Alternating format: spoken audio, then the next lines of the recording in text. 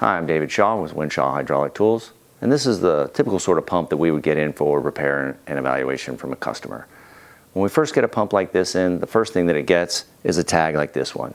The tag will have a unique identifying number, and that way it'll always help us to track the progress of the tool and even the history of the tool. The next thing we would do is then start the evaluation.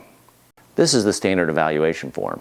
On the form, we're going to put down the information like the date, the model, the serial number, and then we're actually going to start breaking down the tool, digging into it, getting inside of it, finding out what's the problem with it, and what does it need in order to bring it back to an operational condition. Then, when the evaluation is done, an estimate will be created and the estimate sent to the customer. Once the customer receives the estimate, they have two choices. They can either choose to not repair the tool, and at that point they would only just pay for the evaluation and the tool would be returned in the condition that it's in, or they can choose to go ahead with the repair, and at that point the repair would go ahead as you'd expect. If the cost of the repair is ever more than half the price of the tool when it was brand new, we would always suggest and propose a new or equivalent tool be purchased in place of a repair.